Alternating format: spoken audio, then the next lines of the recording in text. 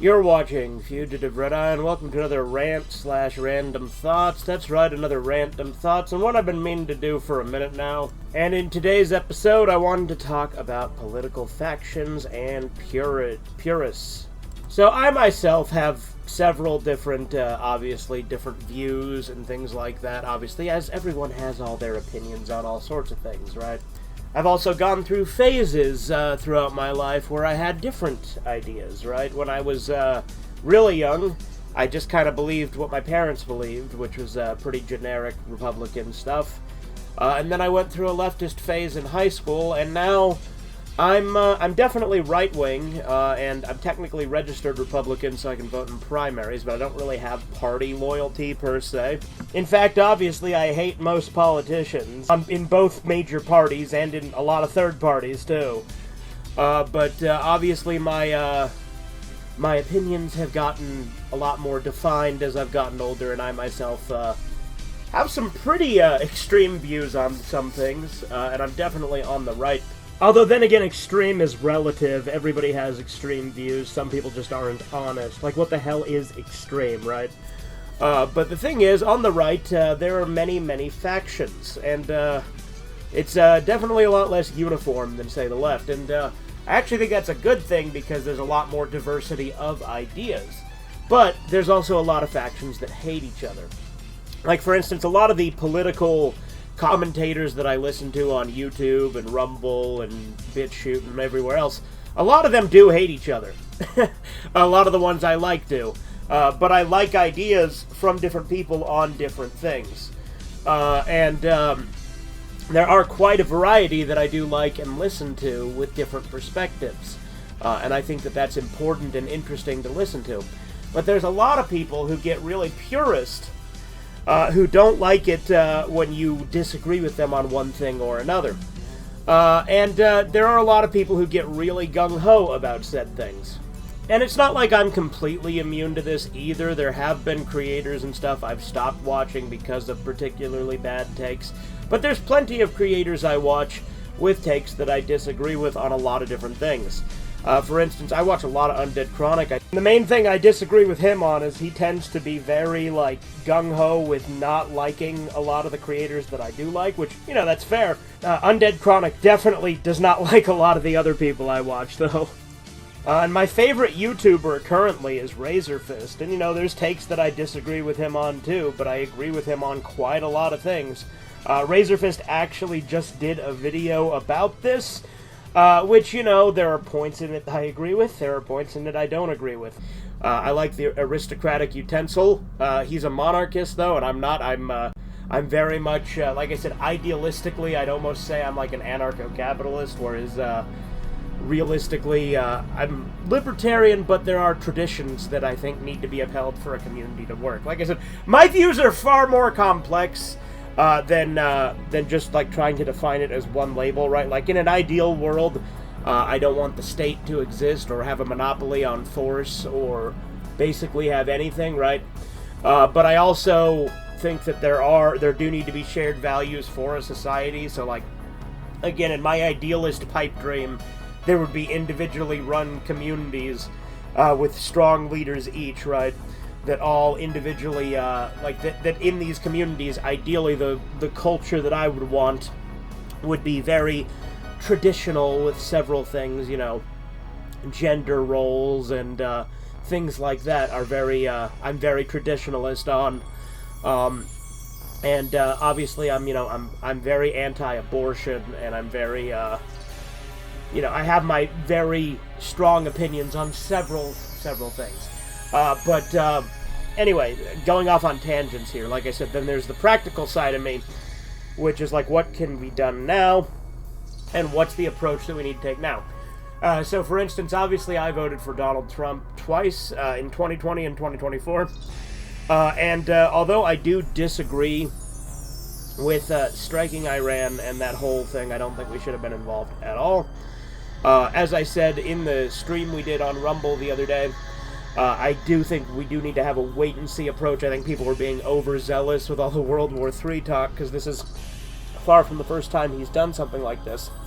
I remember one of my earliest memories of Trump's run in 2017 was striking Syria, which again I also disagreed with. Not to mention the same kind of shit happened with Iran in 2020, and people were crying foul saying World War III was going to happen both of those times too, which it obviously didn't. But ultimately, I still do think, even with this thing that is a pretty big disagreement, I do think he is still the best choice out of all of the available choices, and I do think out of my lifetime he is still probably the best president we've had, and it's not a lot of stiff competition, but I certainly don't regret my vote. I agree with a lot of the other stuff he's doing, and again, this thing is still developing, obviously. Like right now they say that there is a peace agreement. I know there's a federal judge who's trying to get shit going again. Trump says that it's over. We'll see how that goes. Like I said, I have a very wait-and-see approach to this. I don't agree with a lot of the tactics there. I'm very anti-war. I'm borderline isolationist. I think we should be anti-interventionalist to a T. But again, what stemmed on part of the making of this video is arguing with a neocon about this while it was still developing, before we even struck.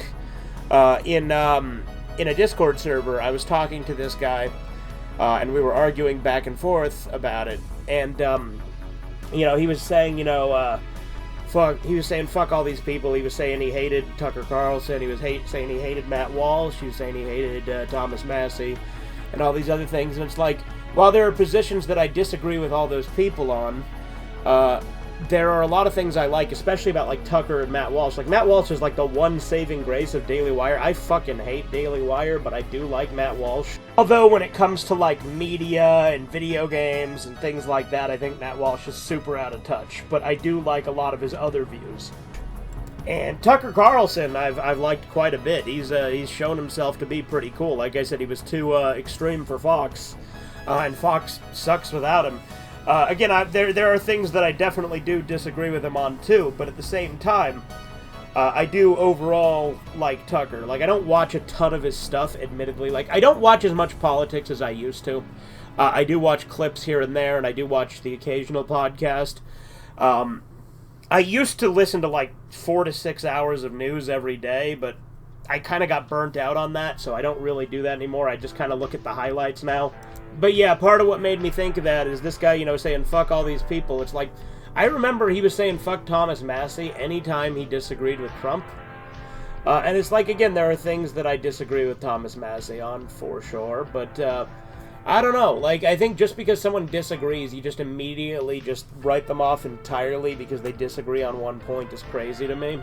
And let me be clear, I don't have, like, a super strong stance on Thomas Massie. I'm largely indifferent to him. There are things that he said that I've agreed with. There's things that he said that I disagreed with. I'm just saying that a lot of the time this guy would just immediately say fuck him for, like, the lightest things, like the lightest disagreements.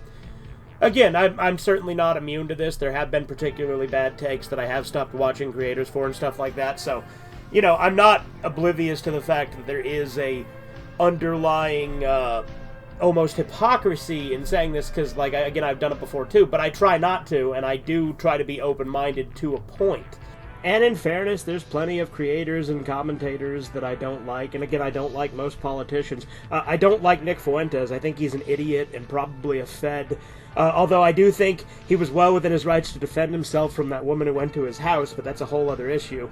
There are definitely a lot of bad takes out there, and there are some things that, we all do have a line, too, I get that. But I also don't believe in being a complete and total purist and writing off everything. Like I said, I have a lot of things that I disagree with from basically everyone that I watch and enjoy. I watch a bunch of different content from a bunch of different, schools of thought, right? Like, there's the conservative stuff, there's the libertarian stuff, there's the MGTOW stuff, there's the red pill stuff in general, there's, like I said, aristocratic utensils, technically a fucking monarchist, I watch him. There's a bunch of different things that I watch from various different ideas, and obviously a lot of these ideas hate each other. I love, like, the people who talk about these ideas, a lot of people with these ideas hate each other. But I do think that there are good points to be made by a lot of them. I like objectivists and objectivism, although they are some of the most stubborn and obnoxious people to deal with, too. And obviously I like conservatism, although I think the concept of paleo-conservatism is a term that doesn't need to exist, because inherently to conserve, you'd want to be traditional, right? And old-fashioned to a degree, quote-unquote. But I guess that's just the buzzword that neocons use to dismiss paleo-conservatives, as they call them. That to make it seem like, oh, they're dinosaurs, which, again, I think the biggest problem I have with conservatism is they don't actually want to conserve anything. For instance, most of them are pretty fucking cucked on women. Like, a lot of them, like, will have all these expectations for what makes a man, but they'll never come up with one for what makes a good woman. No. Men have to do everything, right? Like, they want us to meet our roles, but don't want women to meet theirs. It's, pretty fucking stupid, and that's why the term cuck-servative exists, right? But yeah, this Iran thing I figured was gonna happen one way or another, no matter who was in charge. Honestly, it probably would have been worse under Kamala. I still very much disagree with it, and I do think it is crazy so many people are acting like Trump, like, saved the fucking world with this. Again, I don't agree with it, but again, I also think that people were being overzealous with all the World War III talk. And for me, like I said, there's a lot of things I still agree with Trump doing, like, again, all the stuff with ICE and the LA riots and stuff like that. I'm glad he's doing something about that. Hopefully that progresses. I haven't heard anything on that in a few days, so hopefully we actually get some more positive change on fixing some of these issues and dealing with some of these problems. But it was kind of fun to argue with that neocon guy on Discord the other day. I have kind of given up a lot on online debates and arguments, and I don't really like to fucking bother even talking to people about shit online a lot of the time anymore, because a lot of the time you know the result and it's not going to be productive, right? But it was a fun callback to argue again for a little bit, although I think I've probably had my fill again for a bit. Like I said, I'm pretty burnt out on it in a lot of ways. But again, it was fun to do it again because it had been a minute. But yeah, again, I think this whole situation will just be another thing that'll just kind of blow over again. Like I said, it's far from the first time something like this has happened. But I do think it is still good to criticize it because I do disagree with it. But I also do think, again, as I've said multiple times, people were getting a bit overzealous. I mean, hell, I had a stream with, what, like 4 or 5 of us on there, maybe 6. And obviously there was, largely disagreement with the action itself, but varying scale. And some people obviously getting more heated than others. As I was saying, the whole puritanism, the whole purism thing can be really frustrating. I still think that voting for Trump when I did was obviously the right call. I think that I disagree with what happened with this thing with Iran, but again, probably would have happened with anyone. Probably would have been a lot worse with anyone else. We'll see how this goes out. Like I said, with this whole situation in particular, I have a very wait-and-see approach. I still don't like that it happened, but at the end of the day, this kind of thing was going to happen either way, and it is frustrating. As I said, I am anti-war. I am anti-interventionist in a lot of ways. Again, that causes arguments amongst people, because there are different arguments amongst the factions on that. I think it is crazy that everyone is acting like Trump, like, saved the world now because of this, but, again, I do ultimately still think he is the best president we've had in our lifetime, even if, I very, very heavily disagree with this thing. And again, if I was a purist, I'd be like one of those people that just write someone off for something like that, which I'm not. And that's the thing that drives me nuts, is, perfect is the enemy of good, as they say. So, if you try to be too purist, you oftentimes end up losing, and that can be a problem. Now, at the same time, I also do believe in standing on principles, so, I mean, if there is a line and that line is crossed, then I get it. But at the same time, we also have to be realistic and pragmatic with the way that the world actually works, as much as I dislike it. And again, that doesn't mean that I don't think we should try and push for more radical change, because we absolutely should. And I think that we should voice our opinions and stuff on problems like that. But anyway, I've rambled on and on. I think you guys get the point. Hopefully I came across coherent. Anyway, I'll see you guys later. Have a good one. Toodles.